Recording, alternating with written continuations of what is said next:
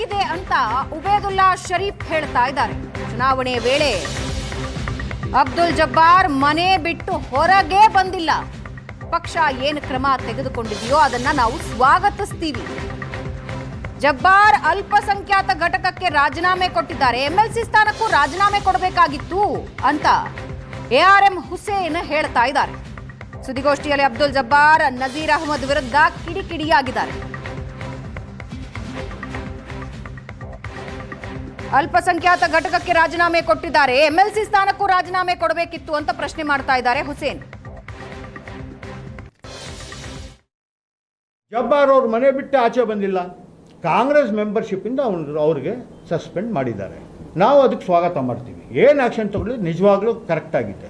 ನಸೀರ್ ಅಹಮದ್ ಸಾಹೇಬರು ಒಬ್ಬರು ಹಿರಿಯರು, ಎಷ್ಟು 4 ಸರಿ MLC MLA ಮಿನಿಸ್ಟರ್ 5 ಸೀಟ್ ಕೊಟ್ಟಿದ್ದೀವಿ. ಗೋವಿಂದರಾಜ್ ಅವ್ರಿಗೂ ತೆಗೆದ್ರು, ಯಾರು ಕೇಳಲಿಲ್ಲ. ಅವ್ರ ಗುರುಗಳು ಯಾರು ಬಂದು ಕೇಳಲಿಲ್ಲ. ನಸೀರ್ ಅಹಮದ್ ಅವ್ರಿಗೂ ಅಷ್ಟೇ ಮಾಡಿದ್ದು, ಪಾರ್ಟಿಯಿಂದ ಅವ್ರಿಗೆ ಸಸ್ಪೆಂಡ್ ಮಾಡಲಿಲ್ವಲ್ಲ. ನಿಮ್ಗೆ ಏನೋ ಜವಾಬ್ದಾರಿ ಕೊಟ್ಟಿದ್ರು ಸನ್ಮಾನ್ಯ ಮುಖ್ಯಮಂತ್ರಿಯವರು, ಆ ಜವಾಬ್ದಾರಿ ನೀವು ನಿಭಾಯಿಸಿಲ್ಲ ನೀವು, ಅದಕ್ಕೆ ಅವರು ನಿಮ್ಗೆ ತೆಗೆದಿದ್ದಾರೆ. ನಮ್ಮ ಧರ್ಮಗುರುಗಳಿಗೆ ಕೆಲವು ಜನ 4-5 ಜನ ಕೂಡಿಸ್ಬಿಟ್ಟು ನೀವು ಒಂದು ಸಭೆ ಮಾಡಿ, ಪ್ರೆಸ್ ಕಾನ್ಫರೆನ್ಸ್ ಮಾಡಿ, ತರಾತುರಿನಲ್ಲಿ ಒಂದು ಲೆಟರ್ ಹೆಡ್ ತಯಾರು ಮಾಡಿ, ಉಲ್ಮಾಯ್ ಕರ್ನಾಟಕ ಅಂತ. ಇಡೀ ಇಂಡಿಯಾನಲ್ಲಿ ಯಾವ ಪಕ್ಷದಿಂದ 10 MLAಗಳು ಮುಸ್ಲಿಂ MLA ಇಡೀ ಕಂಟ್ರಿನಲ್ಲಿ ಇಲ್ಲ, ಕರ್ನಾಟಕದಲ್ಲಿ ಇದ್ದಾರೆ. ಒಂದು ಡಿಸಿಪ್ಲಿನರಿ ಆಕ್ಷನ್ ತಗೊಂಡಿರೋದಕ್ಕೆ ಇದು ಇಂಟೈರ್ ಸಮುದಾಯಕ್ಕೆ ಅವಮಾನ ಆಗಿದೆ ಅಂತ ಹೇಳೋದು ಬಹಳ ತಪ್ಪು. ಅಂದರೆ ಯಾರ್ಯಾರು ಪಕ್ಷಕ್ಕೆ ವಿರುದ್ಧವಾಗಿ ಕೆಲಸ ಮಾಡಿದ್ದಾರೆ ಅವ್ರ ಮೇಲೆ ಡಿಸಿಪ್ಲಿನರಿ ಆಕ್ಷನ್ ತಗೊಳ್ಳಿ. ನಾವೆಲ್ಲ ಸೇರಿ ಸುಮಾರು 6 ಜನ ಅರ್ಜಿಯನ್ನು ಕೊಟ್ಟಿದ್ವಿ, ಅದ್ರ ಜಬ್ಬರ್ ಸಮೇತ. ಬೆಂಗಳೂರಿನಲ್ಲಿ ಒಂದು ಸಭೆ ನಡೆಯಿತು. ಆ ಸಭೆಯಲ್ಲಿ ಕೇವಲ ಒಂದೇ ಹೆಸರನ್ನ ಠಿಕಾಣಿ ಹೊಡ್ಕೊಂಡಿದ್ರು. ಅದನ್ನು ಬಿಟ್ಟು ಬೇರೆ ಹೇಳಿದ್ರು ಕೂಡ ಆ ವಿಷಯನ ಪ್ರಸ್ತಾಪನೆ ಮಾಡಿಲ್ಲ.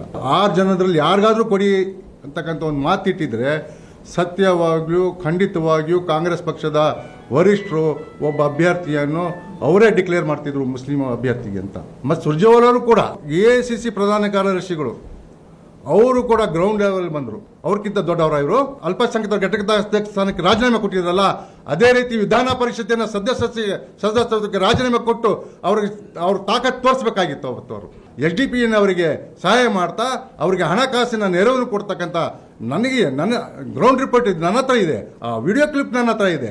ಇನ್ನು ಅಧ್ಯಕ್ಷನ ತಲುಪಿಸ್ತೀನಿ ನಾನು. ಪಕ್ಷದಿಂದ ಏನು ವಜಾ ಮಾಡಿದಾರೋ, ಪ್ರಾಥಮಿಕ ಸದಸ್ಯತ್ವದಿಂದ ಹೊರಗಾಕಿದ್ರು, ಅದನ್ನು ನಾವೆಲ್ಲರೂ ಸ್ವಾಗತ ಮಾಡ್ತೀವಿ.